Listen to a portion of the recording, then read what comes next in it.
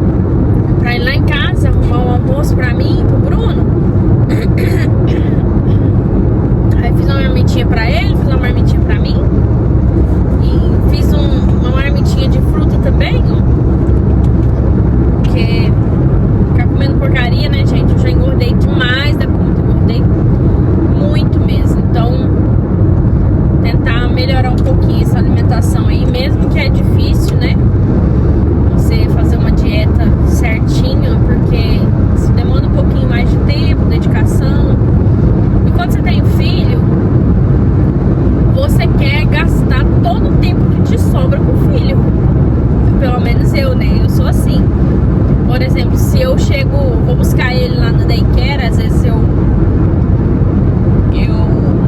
passo em algum lugar, comprar alguma coisinha pra ele lanchar. E aí já fico um tempinho com ele. Aí às vezes eu tenho cliente, que geralmente eu sempre tenho cliente no final do dia. Aí eu vou pra casa, o Bruno chega pra olhar ele. E aí eu já não fico com ele, tem que ficar atendendo. Aí ele quer eu de todo jeito, quer me abraçar. Ele vai lá onde eu tô atendendo, ele quer colo. E é difícil, gente, porque o que eu queria mesmo é estar com ele 24 horas, 100% integralmente, me dedicando aos cuidados dele.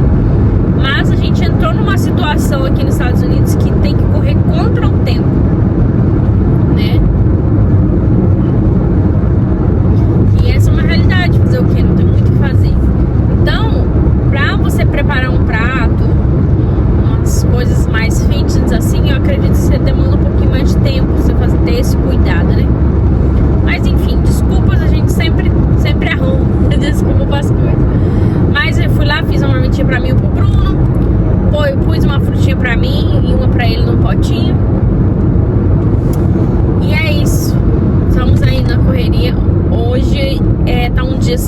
tenso,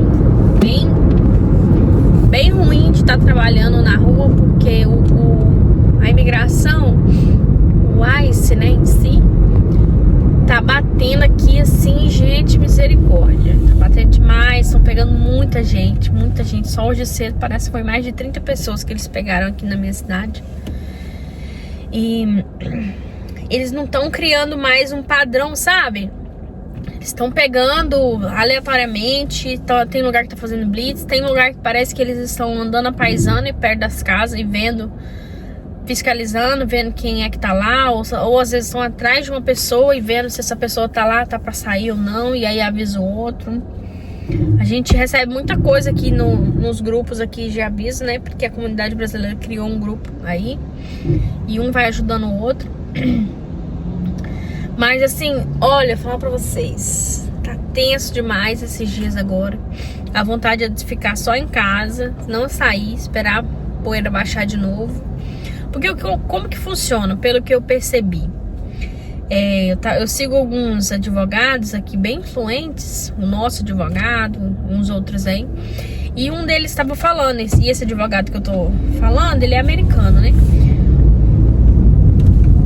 E um deles estava falando que o ICE age mais ou menos assim, a imigração. Eles vêm pra região onde eles querem fazer essa operação e ficam lá até pegar uma quantidade de pessoas que vai caber dentro dos presídios, porque é muita gente, não é só uma cidade, são várias cidades, o país todo tá passando por isso. Então quando eles lotam as prisões de novo, lotou, não tem mais onde enfiar a gente, aí tem que começar a mandar de volta, mandar avião e deportar esse povo. Aí eles dão uma parada, que é quando dá, igual aconteceu, teve um pega bom em março, se eu não me engano, abril, por aí, e depois deu uma acalmada. Agora em setembro voltou tudo de novo e com mais pressão ainda, com mais gente, parece com mais agentes. Fora que ele tá treinando aí 100 e poucos mil pessoas que se candidataram para as vagas lá para ser agente do ICE, né? Tem não sei quantos milhões de dinheiro aí, de dólares liberado para as ações do ICE que o presidente conseguiu. Então a última coisa que falavam sempre que faltava era dinheiro. Então isso ele já tem agora. Então não tem uma desculpa. E a tendência, segundo esses especialistas falam, a tendência é ser sempre assim, se não piorar, entende? Então, pelo que eu vejo, não só eu, mas meu esposo também, o Bruno, é que deu. Tipo, os Estados Unidos deu. Não tem mais como você viver bem aqui sendo imigrante legal, né? Se você é uma pessoa que tem um green card ou já é um cidadão americano, aí é outra conversa. Você não tem que estar nem falando sobre esse assunto aqui. Mas a pessoa que ainda está ilegal, ela vai... Eu falo que não vale mais a pena você viver aqui. E assim, a gente só tá tentando fazer o máximo que a gente conseguir, que é quitar a nossa chacrinha, nossa terrinha lá que a gente comprou, e fazer o que der pra fazer. Que Deus nos abençoe, que a gente consiga fazer tudo que a gente quer fazer pra poder ir embora. Porque não dá, gente, pra viver desse jeito. É muito ruim, é uma pressão extremamente ruim. Eu ligo pro Bruno de manhã, o Bruno tá mal, o Bruno tá estranho, tá esquisito, tá apreensivo. Ontem mesmo ele falou pra mim que tava dando picos de ansiedade. E meu marido não é de ter isso nunca. Uma pessoa extremamente controlada, que nunca queixa desse tipo de coisa. Aí eu falei, conversei bastante com ele, falei, meu amor, vai passar, eu tô aqui com você, né? Eu dou sempre esse apoio pra ele, porque é muito difícil o Bruno reclamar de alguma coisa. E é isso que a gente tá passando. Eu, como mãe, acredito que um pouquinho mais apreensivo, um pouquinho mais com medo, porque Deus me livre, me pegar, a imigração me pegar, me prender, eu ter que ficar longe do meu bebê, longe do meu filho, né?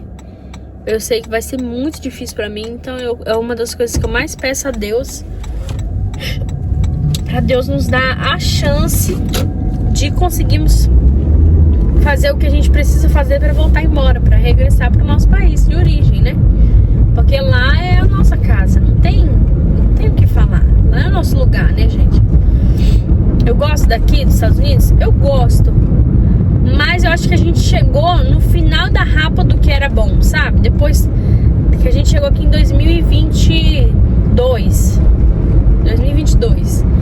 E daí pra frente, gente, não tem mais essa de fazer muito dinheiro, de conseguir mandar muito dinheiro pro Brasil. Dessa época que eu cheguei, de 2022 pra cá, é só fazer pra pagar o que você tá vivendo aqui, aluguel, essas coisas, e mandar pouquíssimo dinheiro pro Brasil, ou guardar pouquíssimo dinheiro, entende? Não é mais igual antigamente, as pessoas mandavam muito dinheiro, conheço gente de 20 e poucos anos aqui que tem muita fazenda, não dá, gente, não conquista mais esse tipo de coisa aqui não. Então, assim, a nossa realidade aqui hoje é essa que muito imigrante tá passando, muita gente sendo presa. E não é criminoso, tá, gente? Não são pessoas criminosas, não é, tá? A porcentagem aí de pessoas que são criminosas é baixíssima. Gente que tem algum recorde criminal, ou algum crime grave, ou algum crime leve, não tem, gente. Estão prendendo qualquer pessoa. Ainda hoje mandaram um grupo aqui nosso, aqui, do Matos, falando que prenderam um rapaz, só que ele já tinha residência permanente, né, que é o Green Card. E aí, por fim, ele perguntou pros agentes por que eles pararam ele. Abordaram, na verdade, parece que ele tava parado mexendo no celular e veio 5 carros e fechou em volta dele pra ele não conseguir fugir. Aí o policial falou pra ele porque eles estavam falando em outro idioma que não era o inglês. Então eles suspeitaram que ele era imigrante, ilegal, e foi abordar ele.